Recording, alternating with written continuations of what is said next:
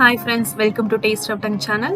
இன்னைக்கு நம்ம என்ன ரெசிபி பார்க்க போறோம் அப்படினா ஒரு ட்ரெடிஷனலான பால் கொழுக்கட்டை தான் பார்க்க போறோம். பாகு கொழுக்கட்டை அதாவது வெள்ளை பாகுல செய்யறதுனால இது பாகு கொழுக்கட்டை, அது மறுவி பால் கொழுக்கட்டைன்னு ஆயிடுச்சு. வாங்க எப்படி செய்யறதுன்னு பார்க்கலாம். அதுக்கு முன்னாடி நீங்க எங்க சேனலை சப்ஸ்கிரைப் பண்ணலன்னா மறக்காம சப்ஸ்கிரைப் பண்ணிக்கோங்க. பக்கத்துல இருக்கிற பெல் ஐகானை பிரஸ் பண்ணிக்கோங்க. நான் ஒரு கப் வெல்லம் எடுத்திருக்கேன். அதோட கொஞ்சம் தண்ணி சேர்த்து நம்ம வெல்லத்தை மெல்ட் பண்ணிக்கலாம். கம்பி பதம் வரணும் அப்படின்லாம் அவசியம் இல்லை. இன்னொரு ஸ்டவ்ல வந்து நான் கொஞ்சமா தண்ணி எடுத்திருக்கேன். அதோட கொஞ்சமா உப்பு, ஒரு ஸ்பூன் நெய் வந்து சேர்த்துக்கலாம். தண்ணியை சூடு பண்ணிக்கலாம். இந்த தண்ணியை வச்சுதான் நம்ம கொழுக்கட்டை மாவு பசைய போறோம். ஸோ அந்த சைட் தண்ணி சூடாயிட்டு இருக்கட்டும். இப்போ இங்க வெல்லம் மெல்ட் ஆகிக்கட்டும். இப்போ வெல்லம் மெல்ட் ஆனா போதும், பாகு பதம்லாம் எதுவும் தேவையில்லை. ஸோ வெல்லம் மெல்ட் ஆனதும் ஸ்டவ் ஆஃப் பண்ணிடலாம்.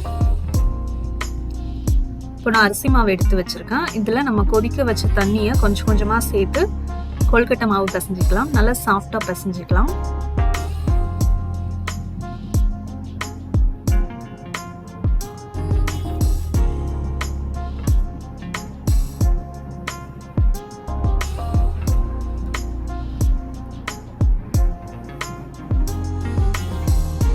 இப்போ மாவு நல்லா பிசைஞ்சாச்சு, ரொம்பவே சாஃப்டா இருக்கு. இப்போ இது குட்டி குட்டி உருண்டைகளா உருட்டி வச்சுக்கலாம். உங்களுக்கு என்ன ஷேப் வேணுமோ அதுல நீங்க செஞ்சுக்கலாம். ட்ரெடிஷனலா இந்த பால் ஷேப்ல தான் செய்வாங்க. அந்த மாதிரி சின்ன சின்ன உருண்டைகளா செஞ்சு எடுத்துக்கலாம். கடைசியா கொஞ்சம் மாவை வந்து நான் நிப்பாட்டி வச்சிருக்கேன்.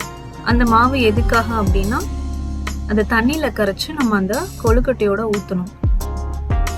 ஸோ எந்த அளவு மாவு எடுத்து வச்சிருக்கேன்னா இந்த அளவுக்கு மாவு எடுத்து வச்சா போதும்.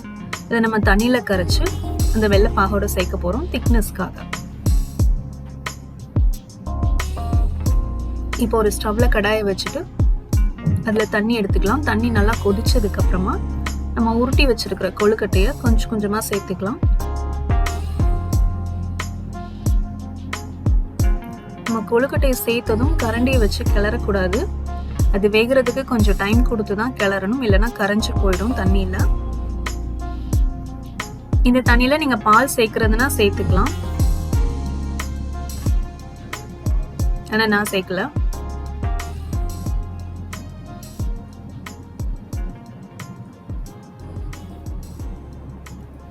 இப்போ மிச்சம் எடுத்து வச்ச மாவை கொஞ்சமா தண்ணி ஊத்தி நல்லா கட்டி இல்லாம கரைச்சு எடுத்துக்கலாம். இந்த மாதிரி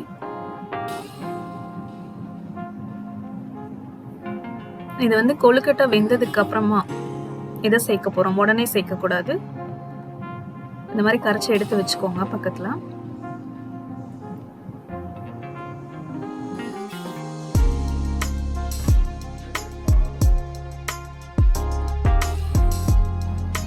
இப்போ கரண்டி வச்சு கிளறி விட்டுக்கலாம். உடனே கிளறக்கூடாது. இதோட 4-5 ஏலக்காய் வந்து நான் சேர்த்துக்கிறேன். ஏலக்காய் பவுடர் இருந்தாலும் சேர்த்துக்கலாம்.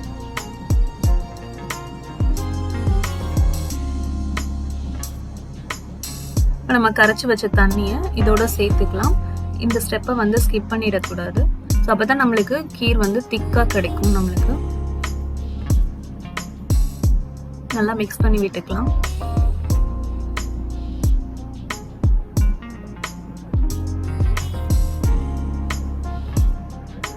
இப்போ கொழுக்கட்டை நல்லா வேகணும், அதுக்கு உண்டான டைமை கொடுங்க. நடுவில் கொழுக்கட்டை வெந்துருச்சான்னு செக் பண்ணிக்கோங்க. கொழுக்கட்டை வெந்துருச்சு அப்படின்னா நம்ம மெல்ட் பண்ணி வச்சிருக்கிற வெல்லத்தை இதோட சேர்த்துக்கலாம்.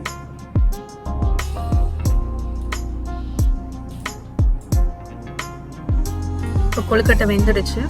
இந்த வெல்லத்தை ஃபில்டர் பண்ணி இதோட சேர்த்துக்கலாம்.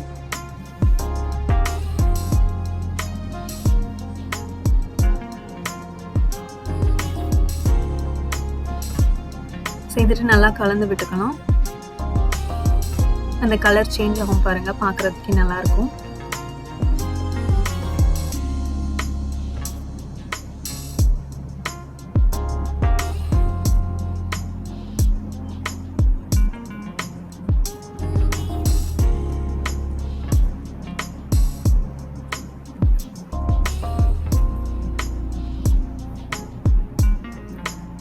இப்போ நல்லா மிக்ஸ் பண்ணியாச்சு. இதுக்கப்புறமா கொஞ்சமா தேங்காய் துருவி வச்சிருக்கேன். உங்களுக்கு நிறைய தேங்காய் வேணும் அப்படின்னா நிறைய சேர்த்துக்கலாம். நான் 3/4 கப் துருவி வச்சிருக்கேன், அதை சேர்த்துக்கிறேன். தேங்காய் போட்டதுக்கு அப்புறம் நிறைய நேரம் கொதிக்க விடணும்னு அவசியம் இல்லை, ஒரு 5 நிமிஷம் இருந்தா போதும். அந்த கீரை மட்டும் நீங்க சாப்பிட்டு பார்த்தீங்கன்னா ஊர் சைட்லலாம் வந்து பருத்தி பால்னு ஒன்று விற்பாங்க. ஸோ அதோட டேஸ்ட் ரொம்பவே சூப்பராக இருக்கும், சாப்பிட்டவங்களுக்கு தான் தெரியும். ஸோ அதே மாதிரி டேஸ்ட் இருக்கும் இந்த கொழுக்கட்டை இல்லாமல் வெறுமனே அந்த கீரை சாப்பிடும்போது. இதோட லாஸ்ட்டாக ஒரே ஒரு இன்க்ரீடியன்ட், சீக்ரெட் இன்க்ரீடியன்ட் என்ன அப்படின்னா ட்ரை ஜிஞ்சர். ஸோ அதை நான் துருவி இதோட சேர்த்துக்கிறேன். சுக்கு, அந்த சுக்கு சேர்க்கும் போது தான் தனி ஃப்ளேவர் வந்து கிடைக்கும் இதுக்கு. இது ஸ்கிப் பண்ணுறதுனாலும் பண்ணிக்கலாம், அது உங்களோட விருப்பம் தான். உங்களுக்கு பிடிக்கலன்னா சேர்த்துக்க வேண்டாம், ஆனால் சேர்த்தா தான் ரொம்ப டேஸ்டாக இருக்கும்.